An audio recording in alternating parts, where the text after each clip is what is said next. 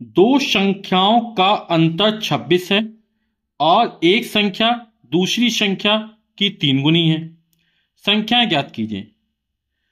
तो हमें संख्याएं ज्ञात करना, संख्या में x और y मान लेते हैं। तो दो संख्याएं x और y मान ली, जहां x का मान y से ज्यादा है। क्यों माना ऐसा? क्योंकि बोला दो संख्याओं का अंतर 26 है, यानी जब पहली संख्या में दूसरी संख्या घटाएंगे तो कितना आना चाहिए? 26 आना चाहिए।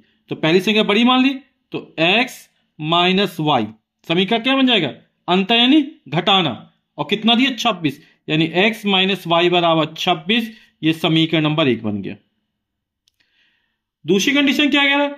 एक संख्या दूसरी संख्या की 3 गुनी है। पहली संख्या हमारी x है, दूसरी संख्या हमारी y है। ये बड़ी है ना, और कितनी है? 3 गुनी है। तो दोनों बराबर कैसे होंगे? जब इसमें 3 का गुणा कर देंगे तो दोनों बराबर हो जाएंगे।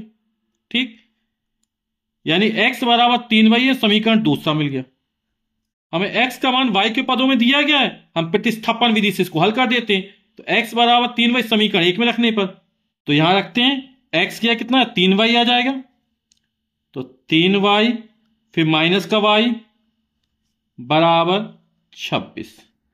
3y से y जाएगा तो 2y 2y बराबर 26। तो y का मान निकाला, 2 बटे में चला जाएगा, और 26 में 2 का भाग करेंगे कितना आ जाएगा? 13 आ जाएगा। अब y का यह मान उठाकर समीकरण 2 में रख दो। तो समीकरण 2 दिया x बराबर 3y, तो x बराबर 3, और y का मान कितना निकला? 13 निकला। 13 में 3 का मान 13 दिया 39। तो x का मान निकला 39 और y का मान निकला 13। यही दो संख्या हमारी हो जाएंगी। यदि 39 में 13 घटाएं कितना आ जाएगा? 26 आ जाएगा, और 13 में 3 का गुणा करो तो 39 हो जाएगा।